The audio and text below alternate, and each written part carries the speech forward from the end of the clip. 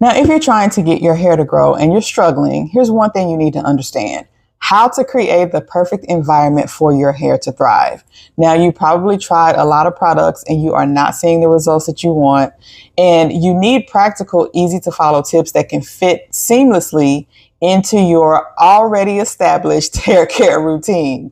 I created a video where I showed you 6 things your scalp needs specifically to help boost hair growth, because yes, your scalp is important on your hair growth journey. If you're seeing me for the first time, my name is Kendra, and I am the founder of 180 Hair, and I'm on a mission to help Black women over 40 transform their hair health with natural solutions that get real results. Now, in this video that I'm about to show you, I'm not just talking about products, okay?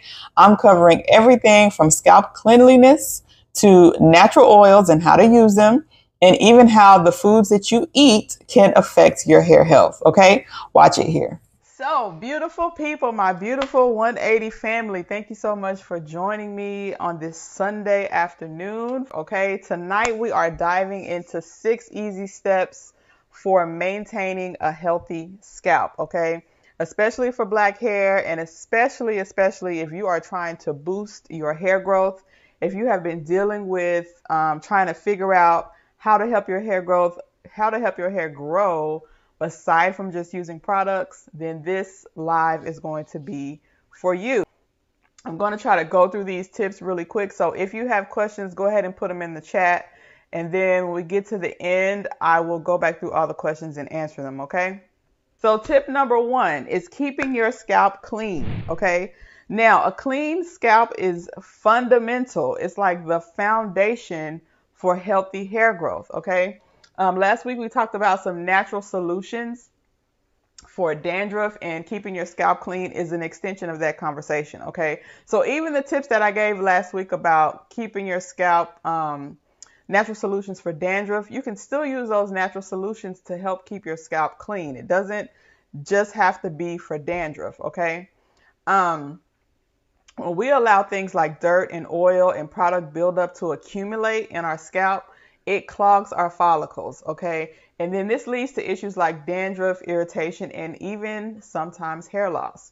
So how do we keep our scalp clean? So one way is using a gentle shampoo, okay? Now, a lot of times you'll hear me say, stay away from sulfates, but in some cases, sulfates are helpful because they help to remove product buildup. So if you're someone that uses products all the time on your scalp, you do want something that's a little bit that's going to help to remove some of that dirt and grime that could, and oils that can be in your scalp. So, but using sulfates a lot, the reason you probably hear people say don't use sulfates is because using them too often can strip your hair of its natural oils. And we don't want that because it leaves your hair dry and brittle. So we want to use a shampoo that is cleansing, but it's not over drying. And when we're cleansing, we're massaging our scalp gently. You can either use your fingertips or you can get yourself one of these little scalp massage tools, okay? But these are great little tools to use when you're shampooing. I would recommend putting your shampoo right on top of this and getting in there and rubbing, massaging your scalp with this, okay? Massaging your scalp is going to help to lift the dirt and lift the buildup on your scalp, but it's also going to help to stimulate blood flow to the scalp, of course, which is crucial for your hair growth. So how often should you wash or should you cleanse your hair or cleanse your scalp? Now, it depends on your hair type and your lifestyle, okay? So if you're washing your hair once a week or every 2 weeks, that's usually pretty sufficient.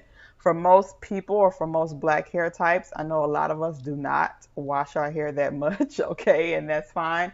But if you work out a lot, if your scalp sweats a lot, or if you use a lot of styling products and you're getting a lot of product buildup, you're noticing a lot more itching and irritation, and you scratch your scalp with your nails and you notice you got a lot of dirt in them fingernails, you probably need to be cleansing your scalp more often or more frequently. So always listen to your scalp, okay? If it feels itchy, if you notice buildup, then you may need to wash it at that time, okay? So remember, like I said in the beginning, a clean scalp creates the environment for hair growth. So make it a part of your regular hair care routine, okay? So that was tip number one. Let's move on to tip number two, which is moisturize regularly. Moisture is not just good for your hair, it's also necessary for your scalp. Your hair, our hair, black hair, honey, it thrives on moisture, okay? A well moisturized scalp is less prone or less likely to be prone to dryness, all right? The second problem that I hear from women that are dealing with hair loss is it's my hair is not growing, my hair is falling out, or my hair is too dry, okay? So we get the dryness, we get the flakiness, we get the irritation, and all of these things can hinder your hair growth, okay? Moisturizing your scalp helps to maintain a healthy balance. And that's what we want. We want a healthy balance of oils and hydration.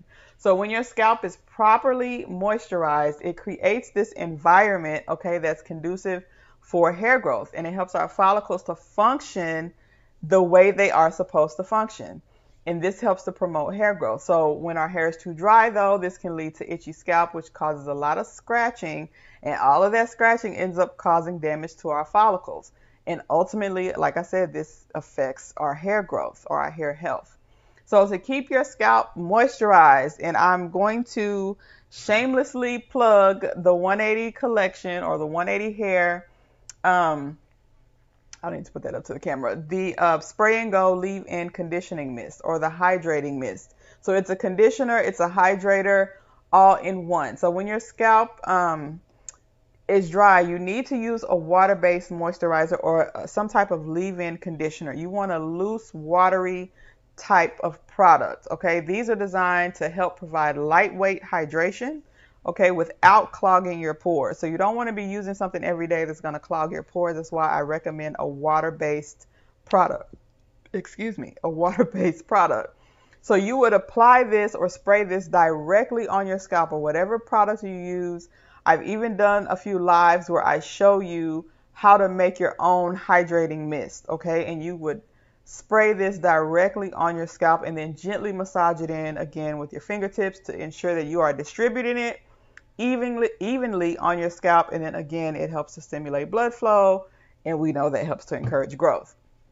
So just like you get up every day and you put lotion and oils and butters and creams to hydrate your skin, okay, it's just as important for your scalp, especially if you are trying to create an environment that's healthy so that your hair can grow properly, okay? You can also use natural oils. I talk about jojoba oil a lot. Jojoba oil mimics the natural sebum that our scalp produces. Okay, you can also use aloe vera gel. That's a very good moisturizer.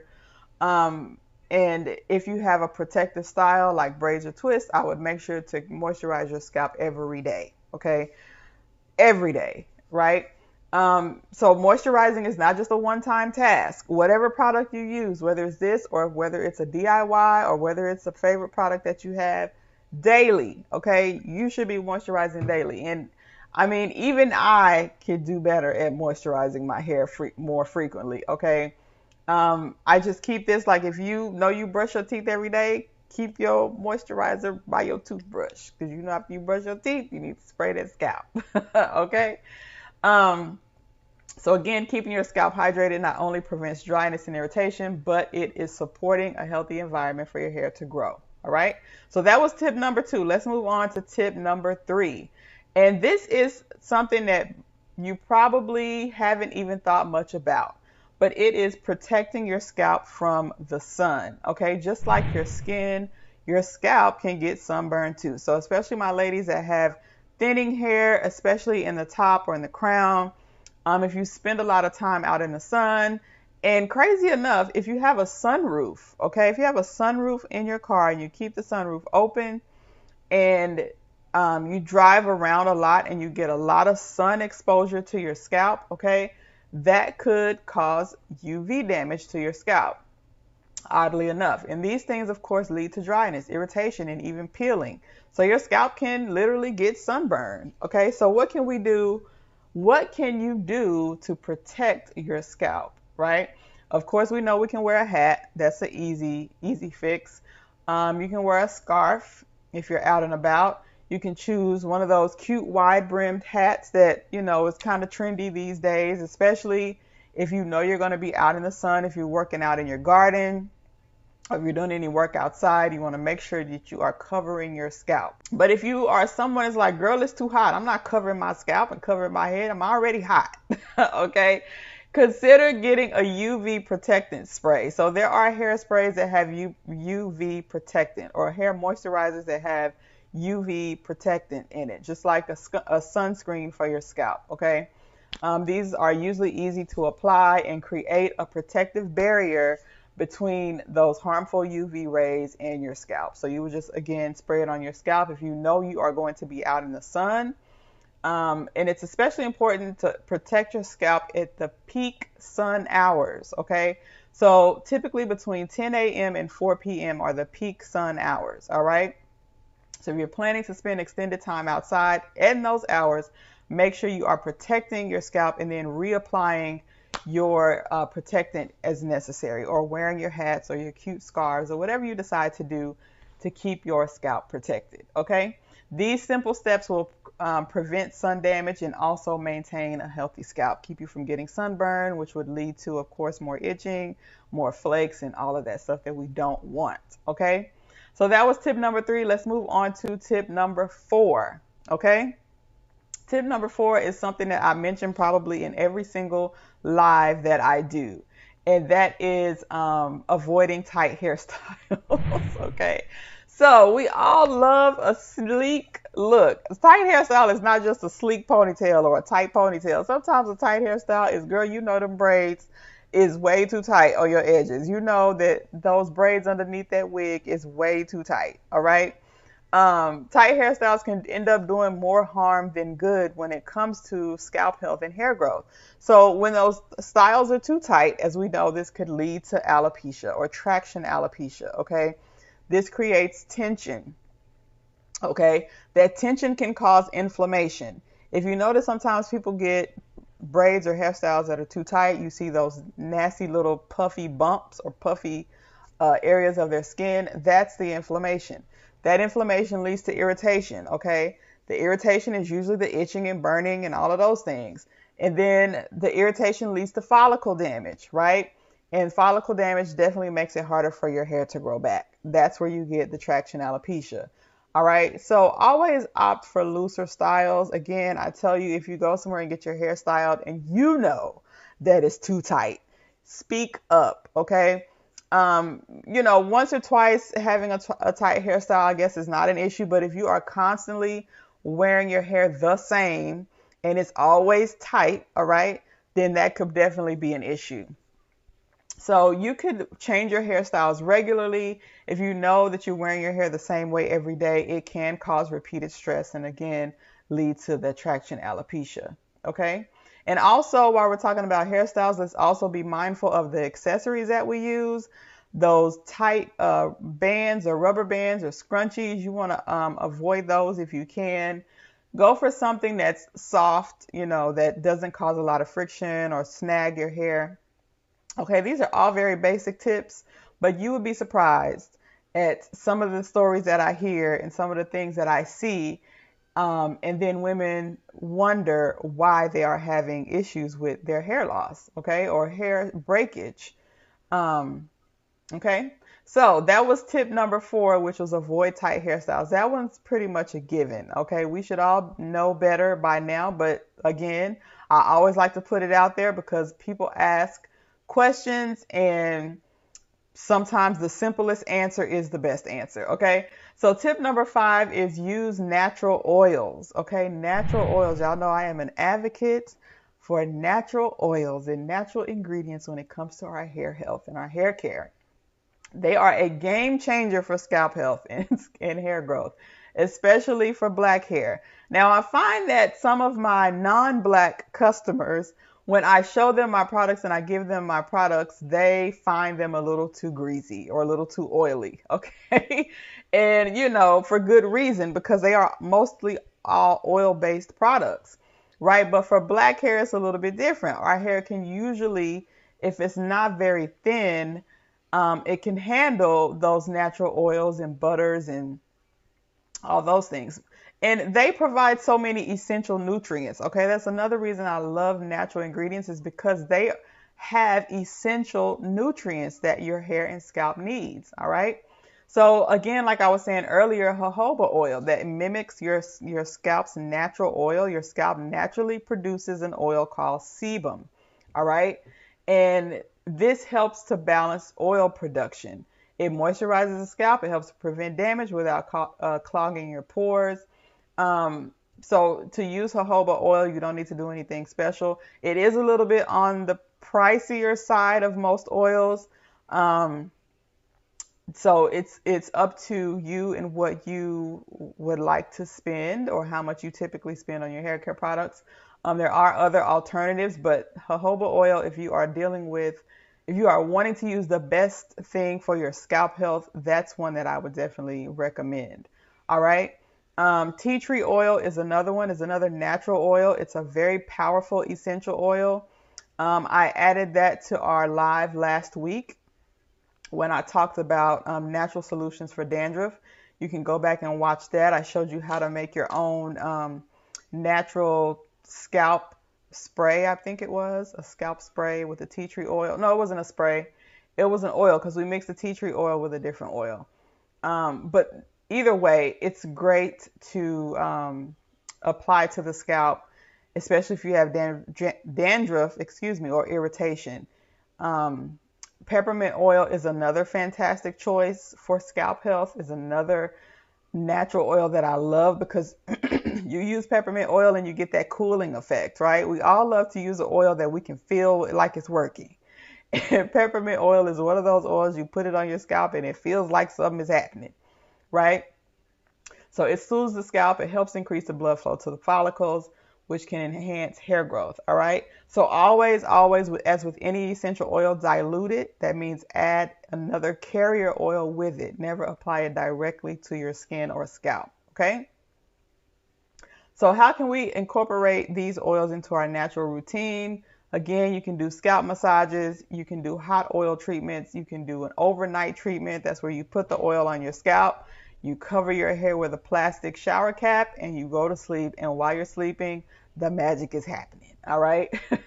So using these oils regularly can help address various scalp issues. All right. So make natural oils a natural staple. If you don't have any natural oils in your home, I would definitely suggest investing in something. Okay. But you could also, again, look for a good brand of olive oil, a good brand of avocado oil, a good brand of jojoba oil, and you could treat your scalp that way as well. Now, at the 180 collection, and I got to stop saying 180 collection because we are 180 hair now. At 180 hair, I make several different natural oil infusions for hair and scalp health and hair and scalp growth. The balm is one of them. This is the solid form. So we do an oil and we do like a pomade or grease. So this will be like your hair grease. It does have all natural oils and it's available at 180hair.com. It should be down in the comments.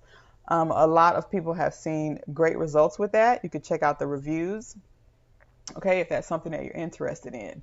So let's move on to the last tip, which is maintaining a balanced diet.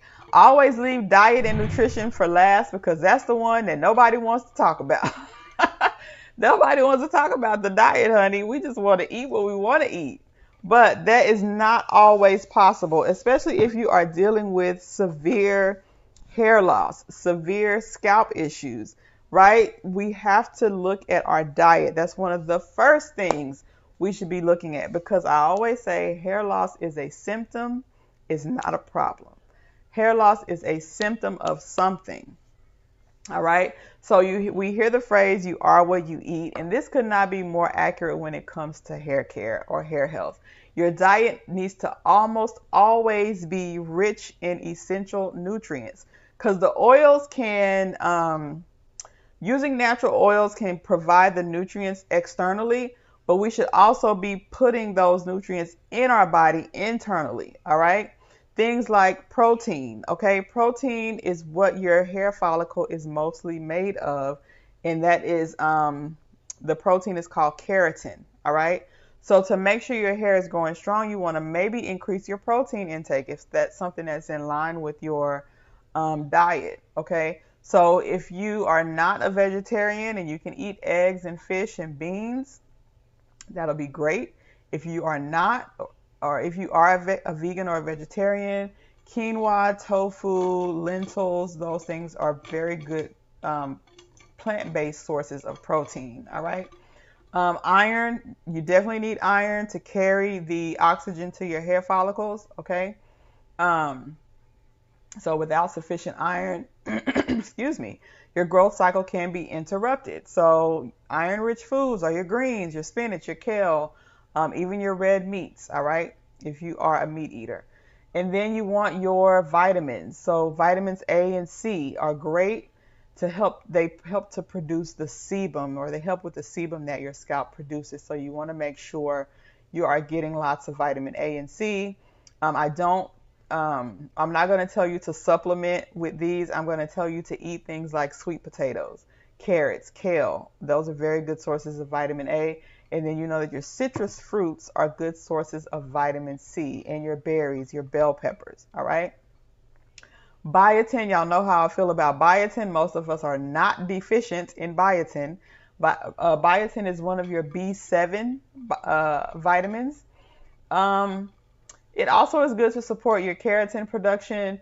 You'll find those in eggs, almonds, avocados, whole grains, just about everything that you eat. If you eat a moderately uh, decent diet, you're going to get enough biotin, okay? And your body doesn't store it, so you can't just, you're not going to store up extra biotin. Your body's going to use what it needs, and the rest is going to go, all right? Zinc is another one. And this helps with hair tissue repair and growth, all right? And this helps to keep your follicles working properly. So you need your zinc. That's going to be your beef. Things like pumpkin seeds. If you have not had pumpkin seeds, try them. They are amazing. They have lots of benefits, especially cancer prevention. I ate a lot of pumpkin seeds when I was going through my cancer struggles. I'm not going to say pumpkin seeds cured me, but I did do a lot of research on nuts and seeds and things like that that help with cancer prevention, and those were definitely one that were top on my list. So I would recommend pumpkin seeds regardless if we were talking about hair health or not. All right. And then last but not least on the nutrition, my friends, is drinking water. You got to get your water in. You have to stay hydrated. That is just as important as using products. Okay. If you know that your hair is dry, if you would tell me, Kendra, my hair is so dry, first thing I'm going to ask you is, how much water do you drink? That's the first thing I'm going to ask you. How much water are you drinking a day? Because a lot of us think that we are drinking enough water, and we're not, especially in the summer. And I'm in Texas, so we got to up the water intake when you are in a hotter environment. All right.